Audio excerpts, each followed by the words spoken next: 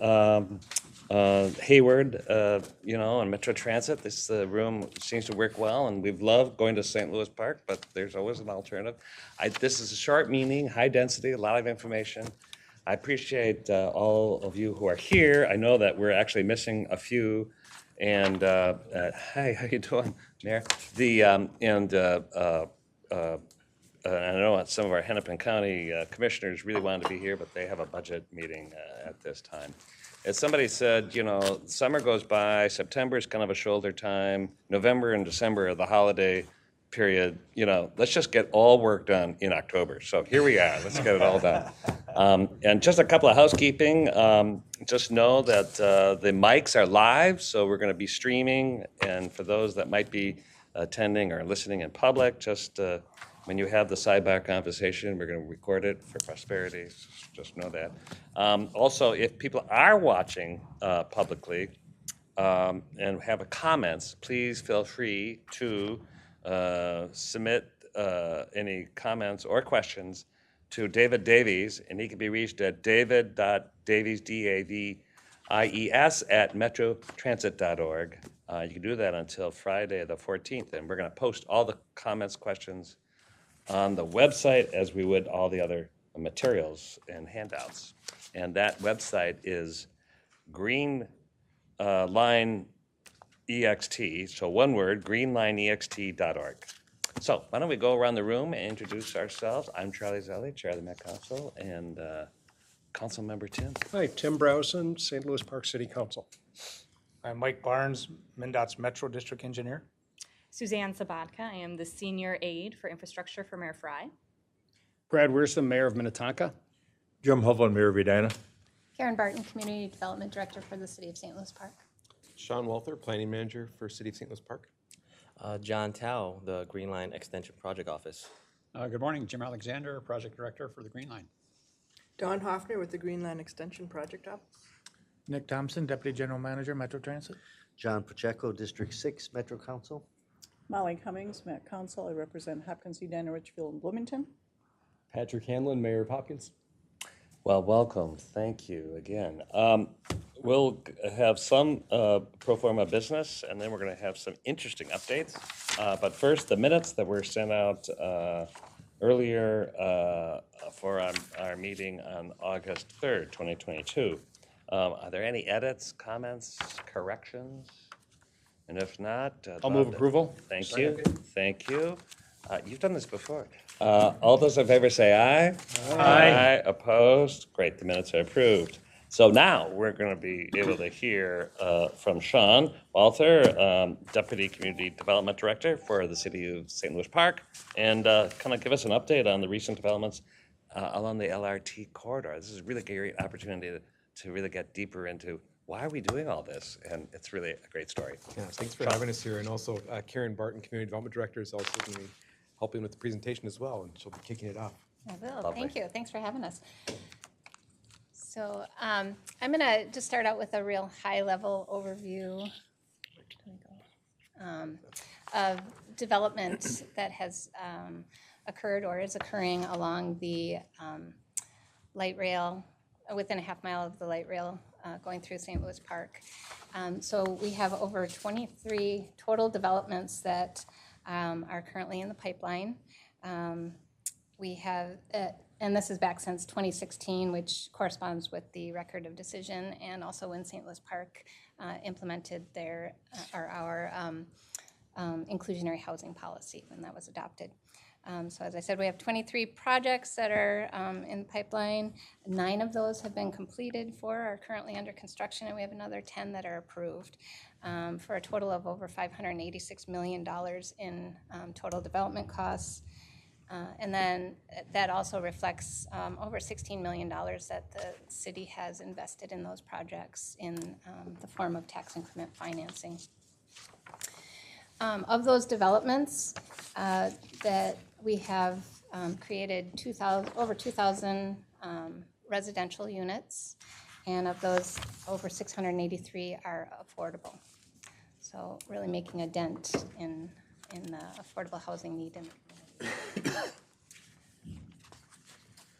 Yeah, it's been really amazing progress so far. Great things happening. We've been anticipating LRT for a long time. We've been planning for a long time. We have we've had station area plans in place for 10 to 20 years in one case. And those plans have aged well. They're not sitting on the shelf. We're guiding a lot of this development that has been happening and already occurred. And we've also planned collaboratively, of course, with partners along the corridor, including our investment framework document that we worked on with Hennepin County Community Works. And that has helped us really target a lot of our public investments. So some of the public investments in the area have been really focused on connections and access to the station areas. We have a number of barriers that we have to get across with highways, Minnehaha Creek, the railroad tracks, and others. And so we've got a huge focus on pedestrian and bike connections and improvements. And I'll run through a few of those just to help give you some sense of that. At Louisiana Avenue, some major investments have been made in an interchange at Highway 7. We also have two bridges over Minnehaha Creek, one at Louisiana and one along the creek itself, that have both improved access to some of those amenities and the future LRT station. And it's also helped with bikeways, trails, and boardwalks that have been constructed as part of that. It's improved safety for all users and providing access both to nature and LRT for all the area employees in this area, as well as 550 units of naturally occurring affordable housing. At the Wooddale Station, similarly, we have an interchange that has been built over Highway 7, improved access for bikes and peds across that facility. On 36th Street, which is a transitioning area from industrial uses to a mixed-use commercial corridor, we've improved sidewalks, landscaping, lighting, ADA accessibility. We've also recently started construction from curb to curb in that road, doing a road diet from 4 lanes to 3 lanes, as well as improving the utility and infrastructure underneath that street, water and sewer. And then at Beltline Boulevard, I don't have any pretty pictures because it's all torn up and in its various stages right now if you've been through that area. But again, we've done a road diet there from 4 to 3 lanes, added bike lanes, trail connections, pedestrian activated flashers, a roundabout near our rec center at the south end of the corridor.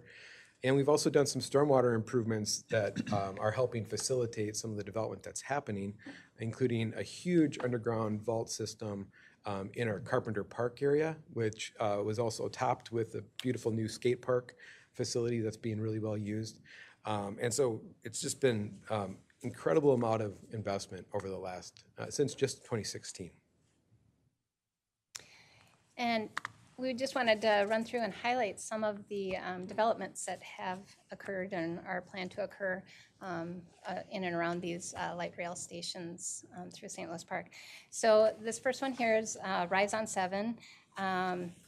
It is located south of Highway 7 on Texas Avenue.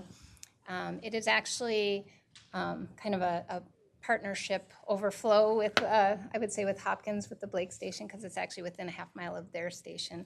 But it just reflects how development is occurring within half mile of all the stations. In between stations. In between stations, yep, exactly. This is a 120 unit all affordable building. It's mixed use. It also has a 6,600 square foot daycare that is proposed as part of the project. And a number of those daycare slots will be reserved for tenants in the building, and a number of them will be affordable daycare spots as well. So, and then over at Louisiana, as some of you may be aware, there's a big Sam's Club site that was 10 years old and in 2017 closed unexpectedly for us. So we had a vacant big box retail basically sitting right next to the LRT station. And we did some planning work around that to identify ways to stage redevelopment on that site, kind of looking at near-term and long-term. And we just came across an awesome opportunity with Walther Companies, who was formerly in St. Louis Park, had moved out of town and was looking to come back. They've now moved into that space, completely renovated it. It's a hybrid workspace. Here's a shot of the interior. You can just see the transformation. It's just been really great. They've got over 500 employees that are going to be now walking distance from the LRT station, and it's pretty amazing. There's also opportunities right now. They've taken over the building, and there are opportunities for some outlot developments within the existing large parking lot. So we're hoping for some housing opportunities as well in that in the future.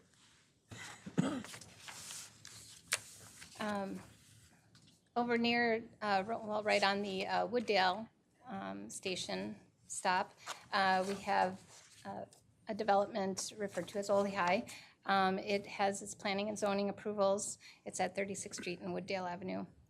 This will be a mixed-use, mixed-income, transit-oriented development that will have 314 units.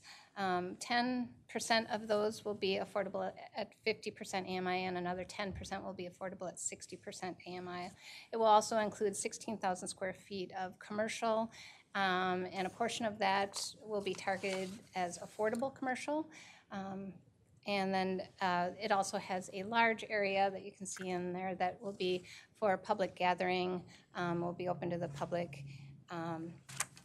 The public process is continuing right now, and they're expected to break ground in 2023.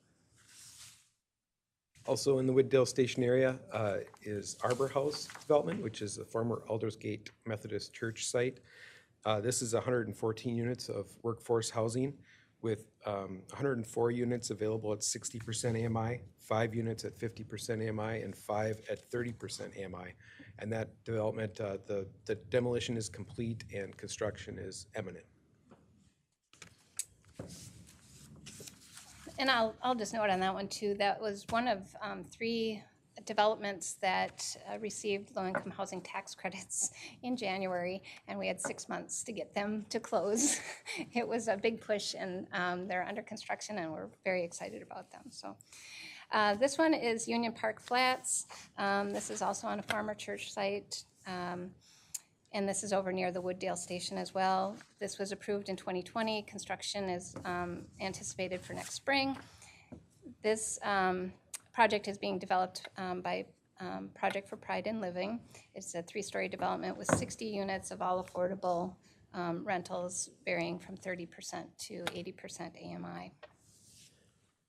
And one note is that that is still a church site. They're just downsizing, so the congregation remains and will still be part of the mission of that project. So it's really exciting to see them preserve the historic building that was there, as well as build this new housing.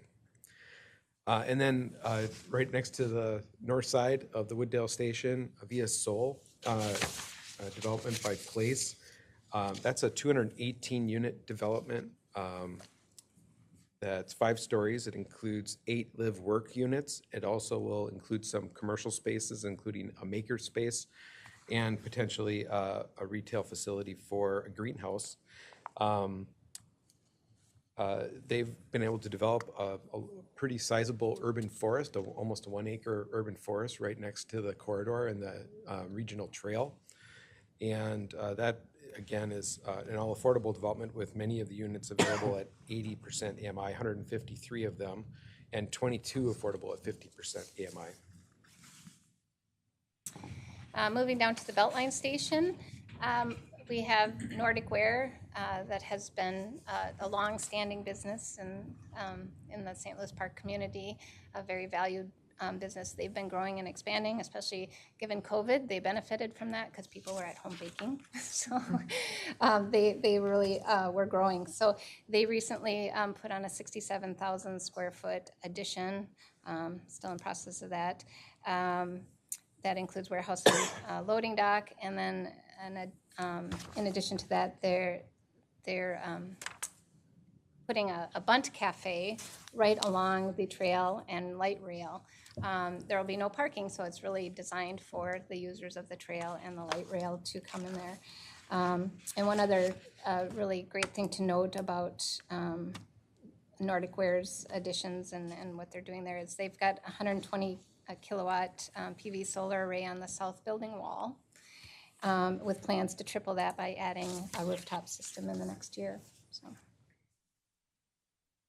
And then right across the street, again, north of the LRT at Beltline, we've got the Beltline Station redevelopment by Sherman Associates. This will be 4 buildings. One of them includes the parking structure for the park and ride for LRT, and will also serve the development. So 2 of the buildings rely on parking that are in that parking ramp. It will include a mixed-use building on the corner, which will include about 30 to 40,000 square feet of commercial. In total, there will be 384 residential units. 82 of them are affordable, with 77 units of affordable at 60% AMI and 5 units at 30% AMI. That's all in the second building on the northeast. And then we also have a senior-focused building on the southeast quarter as well. That's market rate. Just a little to the south of the Beltline Station is the Corsa development. This was approved earlier this year and construction began this spring and is going great guns right now. It is on Beltline Boulevard. It has 250 units of multifamily housing with 7,400 square feet of commercial on the ground floor, and 25 of the units are affordable at 50% AMI in this development. Whose project is that? Opus. Opus? Opus. Opus. Yeah. And then right across the street from that is Risor. Risor is a 55-plus community with 177 units, 4,000 square feet of ground floor commercial. 18 of the units will be affordable at 50% AMI. It includes some large outdoor amenities, a rooftop deck, sky deck, and also some walking trails around the south end of the site. And lastly, just want to highlight Parkway Residences, which is right in between the Lake Street Station and Beltline Station. This is a 4-phase development project that also involves some rehab of NOAA units, preservation of the NOAA units in the area. It will have 211 new units in total, including 6 affordable new units at 60% AMI. And as I mentioned, it will preserve 24 units of naturally occurring affordable housing in the area and rehab those as part of the development. So that will be a total of 235 residential units, 30 of which will be affordable.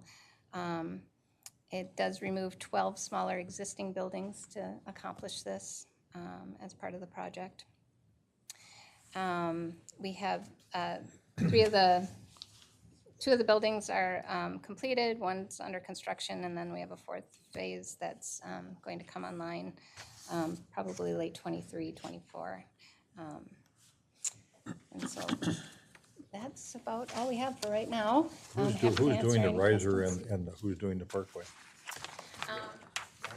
Roar's development, and the Parkway Residences is Paz Sella. Okay. Well, Karen and Sean, that is amazing. I mean, few of those projects would be impressive, but it's really just the breadth and the number is quite extraordinary. Wow, what a story. I just was saying I came back from Charlotte with an intercity leadership visit last night and with representatives from Sherman as well as Project Pride Living, and they were really talking up how excited they are about these developments in particular. And a Bunt Cafe, you can't get more Minnesotan than that. That's right. On a bike trail. Probably not. I still make cookies with the NordicWare aluminum cookie maker that I inherited from my mother, probably from the 60s. It's so good, there's no reason to replace it, so I worry about them, they need it. But I might have to definitely go there and shop and eat some bun cake. Any questions for anyone, comments? Just to reinforce your comment, I think just fantastic things going on in St. Louis Park and things they've done in the past too. You get up around 36th Street, just west of 100, and they're redoing the street there. we tried to get the luggage rolled on Saturday, and that was a little bit of a challenge, but it has, with all that multifamily housing, it still has such a wonderful neighborhood feel to it. So you've really done some fantastic work there in St. Louis Park. Chair Zelle, I just want to ask a clarifying question. You had mentioned NOAA, naturally occurring affordable housing, and one of the pieces, the affordable numbers that you have are all based on TIF contract or with fully low-income projects, right? Yes, yes, that's correct. And I just want to say that's great return on investment too, $16.6 million in TIF and getting that many affordable units in your community. That's excellent. Yeah, I want to welcome Assad, who's joined us. Welcome. Thank you. I've been aware. So thank you so much for the great presentation, and I really appreciate the good developments going on in the city of St. Louis Park. One question I have for you is, I know there is a affordability MI's percentage. Did you require developers to include 3 or 4 bedrooms? Because 1 or 2 bedroom does not really address a lot of needs, especially for large size families. Thank you, Chair. Yeah, please. Commissioner. Yes, we do require a certain percentage or a certain number of larger bedroom units be included as part of our inclusionary housing policy. So any of the projects receiving tax increment financing would have to adhere to that. Thank you. Thank you. And I know the city of St. Louis Park is one of the first cities to adopt the inclusionary housing policy. So thank you. Great comments. Yeah, thanks. Go ahead, Jim.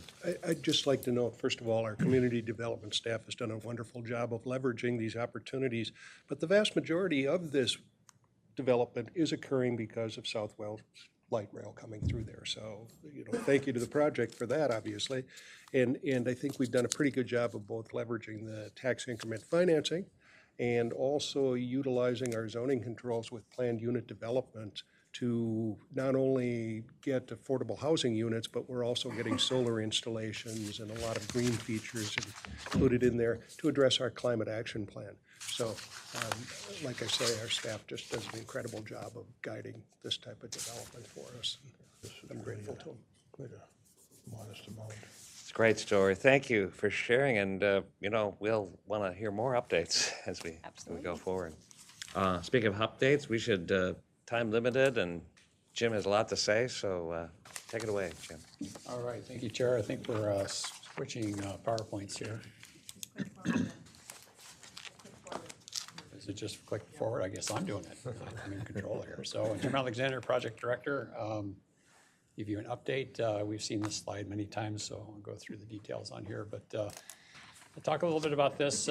We are still involved in negotiations with our systems contractor on the rebaseline that we've been talking about in terms of getting them under contract. We do have a schedule that we've tentatively agreed to, and we need to get the costs associated with that and get that nailed down, get that into the contract. So that's currently underway right now. So we're still on this second bubble. It's been a long process. We're going to get there, but it's a very diligent process we have to take to get these schedules nailed down and costs identified. So I always want to try to promote the development. Some of these are repeats of what you saw, but what you're looking at here is I think there's nearly 900 units in this on this picture here. So a lot of things happening over the whole alignment here.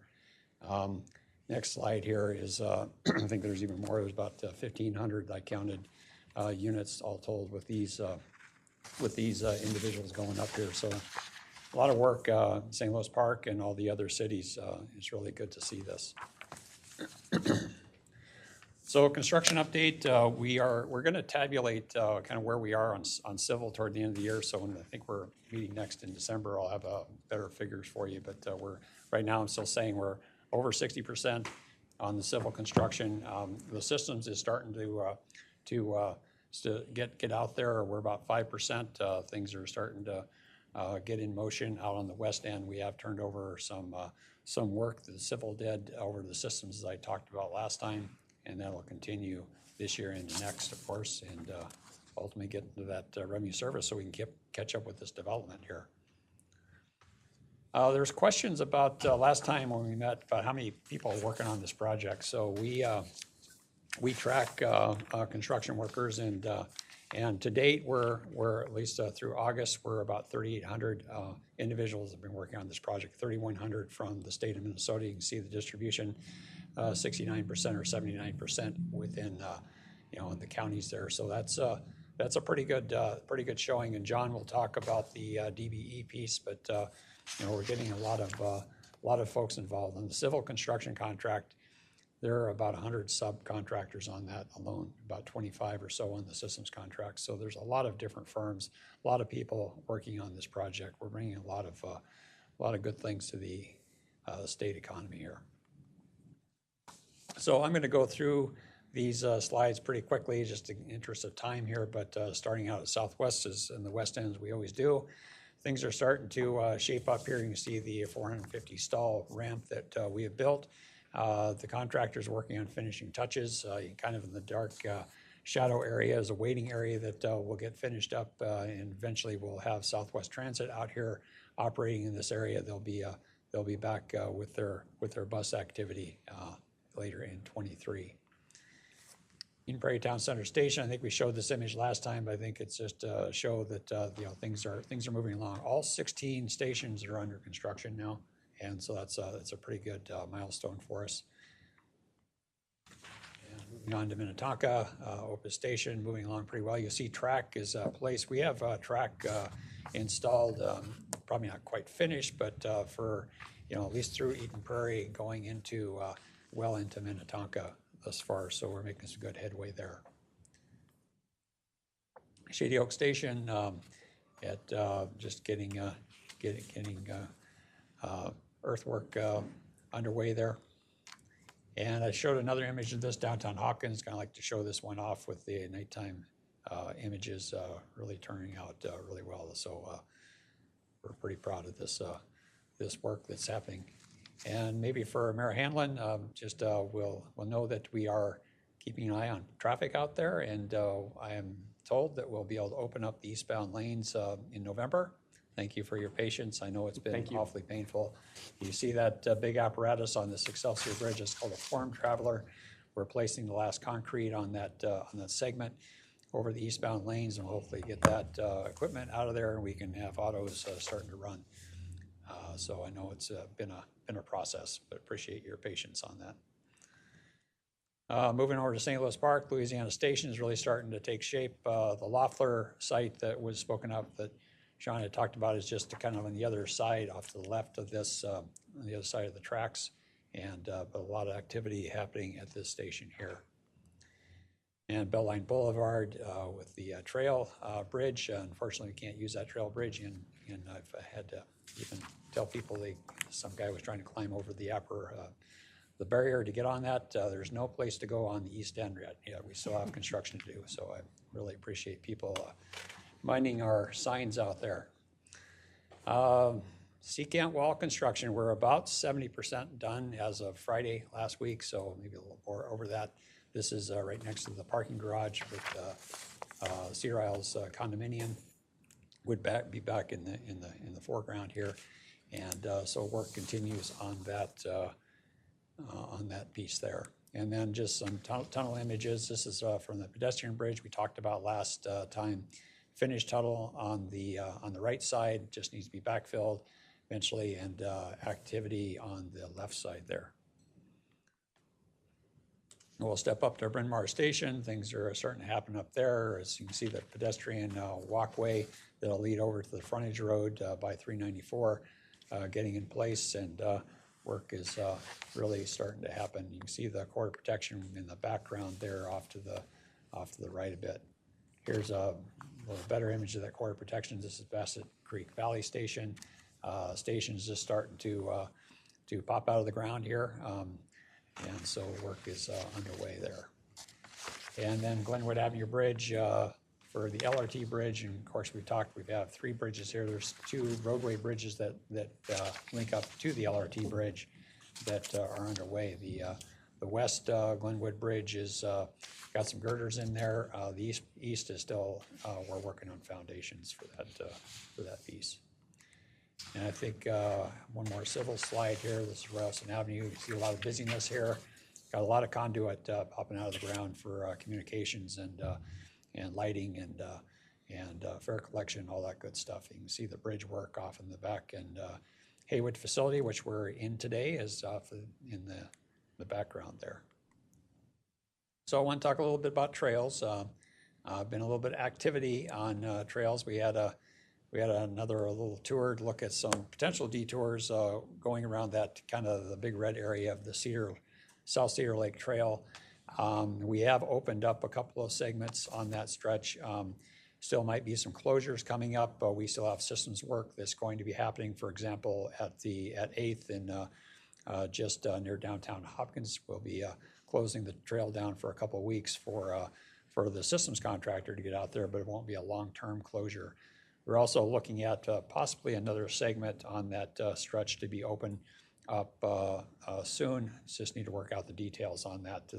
Mayor, from the meeting the other night, that was the segment from Blake over to Louisiana, where we might be able to open up Blake just short of Louisiana, where there's an access to the north. We're taking a look at that right now. We have to get agreements in place to do that. There's Three Rivers has an interest, as well as Twin City and Western, who runs the railroad activity through this area. You can see the dates here. We'll continue to update you on developments, and know that I'm still out there on the bike heading into work and back home, and I'm actually using the trails, so I have a keen interest in getting these things open myself. So just know I'm an advocate, so I just want to put that out there.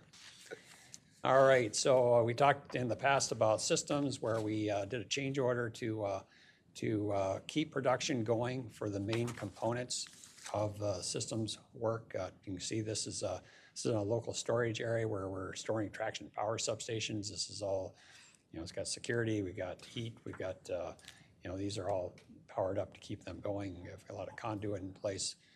So this is really, I think, a good investment on the project to do this, and we'll continue to load this storage up area here until we are ready to install equipment out on the site. Maybe I'll pause there for a moment, Mr. Chair, if there are any questions on construction. Any questions from anyone? I know that when we made this decision to have the increased storage and take delivery, we maybe didn't anticipate the amount of supply chain issues that are faced now. Did we dodge a bullet? I mean, were we lucky to get that in place, or is this... Mr. Chair, based on what we're seeing, yes, we did. I would note that there are some things that we couldn't necessarily buy ahead of time, like batteries, for example. We can't just buy those and store them because those would be down a ways. But the bulk of it, we're really dodging a bullet here by doing this ahead of time. A lot of projects. I was just down at a workshop, FTA workshop in Chicago, and a lot of projects are dealing with this problem right now in terms of getting labor, getting equipment, materials. It's an ongoing issue. Chair, I just wanted to say, we had a great meeting last week at Steel Toe Brewery with Access Hopkins and a number of bicycle advocacy groups held meetings. There were representatives from Minnetonka, St. Louis Park. And I just want to say kudos to you for that meeting started out as they wanted to air a lot of grievances to you and really put you under the gun with questions that they had. And you did a great job you and the whole team did a great job, Jim, of responding to their concerns and really going back to the engineers and looking at pieces of the trail that you could open up. And even today, it sounds like you're even going back and looking at other aspects of the trail. So that really turned from what was going to be a heated community conversation to kind of a celebration of new aspects of the trail being opened up. So, and really just goes to show how you're listening to people in the public and making changes as you're going along. And it really put the people in the audience too of having some empathy for all the challenges that you face. So I just thought it was a great meeting, and I want to say thank you to Jim and the rest of the Southwest LRT team for putting that together and responding. Thank you, Mayor. Yeah, that's great. Thank you for that comment. That's nice to hear. I mean, it is frustrating when you see big structures. They're beautiful, but they're not open. So I empathize. Jim. A couple of quick questions. How would you characterize the overall state of completion in terms of percentage of total project completed? I know we talk about that from time to time, but Yeah, Mr. Chair, Mayor, I would say it's going to be in the 60%, and as I was indicating earlier, we're gonna get that tabulated for you to get a better number as we meet in December. Kind of doing a year-end quantification of that. because that's useful information when you're having conversations with people who continue to question the value of it. Right. Well, Yeah, you know, and it's, so- if you just take a tour, drive down Highway 212 and, or even the Opus area, with all the construction, maybe a little challenge right now, but there's a lot of stuff, a lot of work getting done. And we've accomplished a lot. It's, The other thing I think that helps is looking at the overall total economic impact for all the communities on the line. You know, you've got a cost of, say, $2 billion, but you might have, by the time we're all done, $4 to $6 billion worth of economic development activity along the line with all those communities. Do we have any projections there on what that is eventually going to be?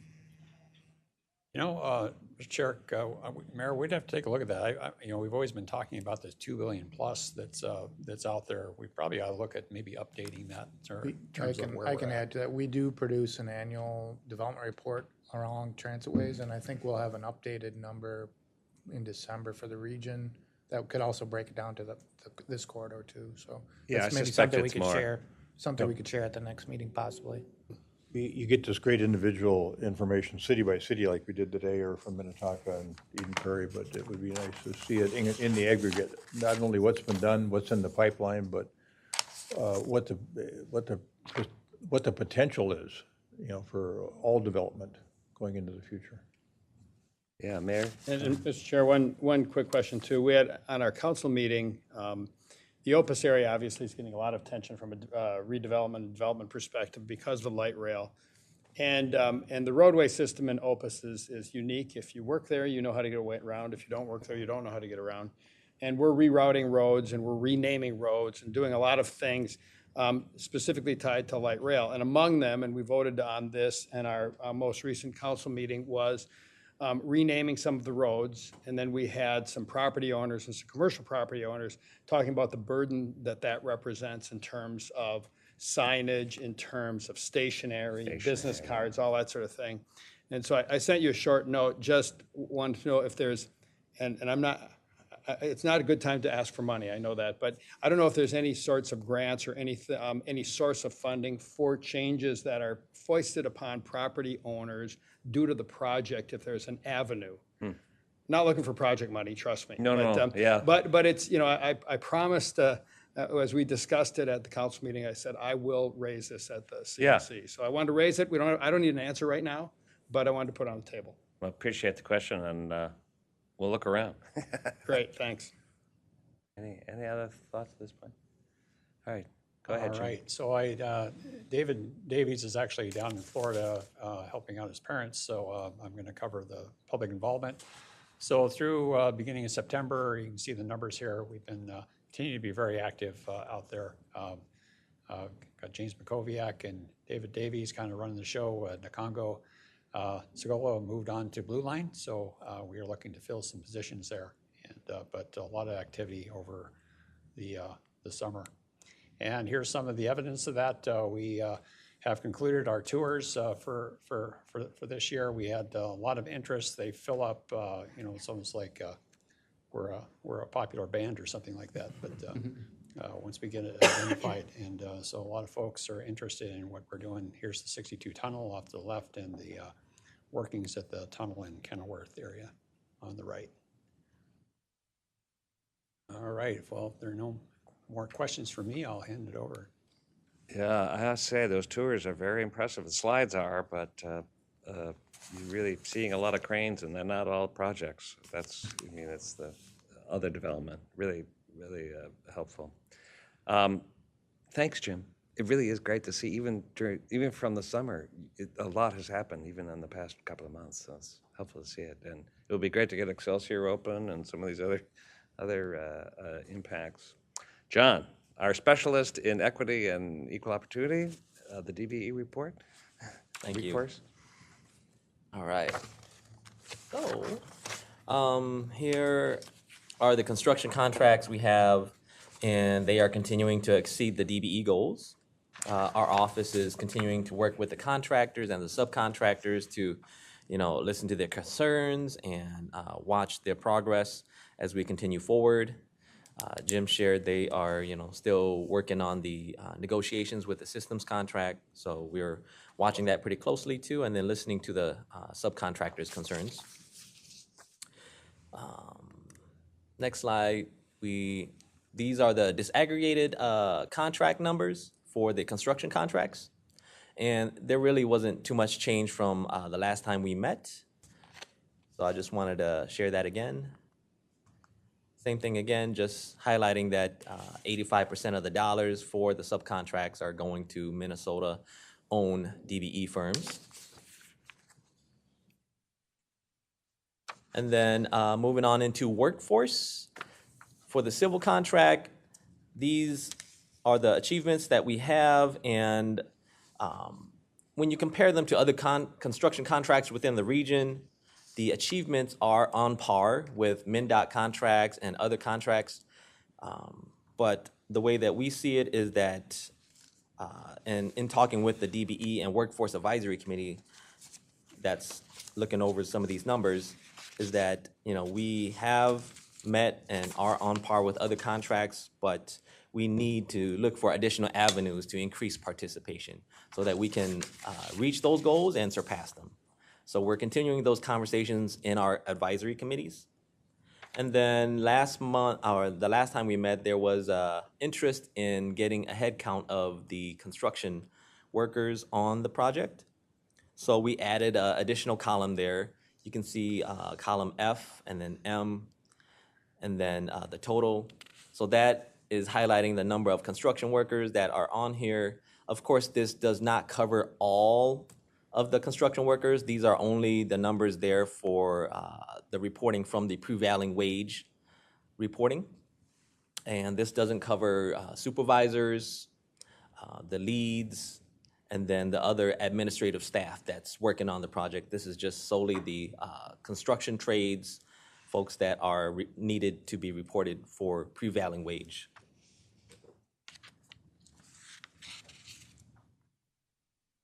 And then the systems contract, there hasn't been too much work going on. So when you look at the numbers and the number of folks that have been on the project, it's very small. Yet, as Jim shared, though, we look forward to seeing these numbers increase as the different stations are being transferred over to the systems contract, and they're going to be putting more folks out there. They have been doing some work in the last month or so on pouring the foundations for some of those transit power substations. And then the Franklin O&M project is coming up to a close. These are the numbers that we have for them. We don't expect them to fluctuate too much from here, but these are closely on par with the civil contract too, when you're looking at the achievement percentage. I think this is all I have for DBE and workforce. Right, thank you, John. Any questions for John? And I want to thank Dan Duffy's joined us from the Business Advisory Committee. I know Will couldn't make it. He said you had a good meeting We recently. did, yeah. And good morning, everyone. I'm Dan Duffy. I co-chair the Business Advisory Committee with Will Roach, and I apologize for being late. I was coming from a construction site. In my day job, I'm an architect, and we're working on several projects, but one of them is a school remodel and addition project, and it's got a tunnel connection between the two buildings, and we're just running into all kinds of issues, even though we try to anticipate everything. So You I can have a new appreciation I for have an tunnels. appreciation. We understand that. Yes, yes, exactly.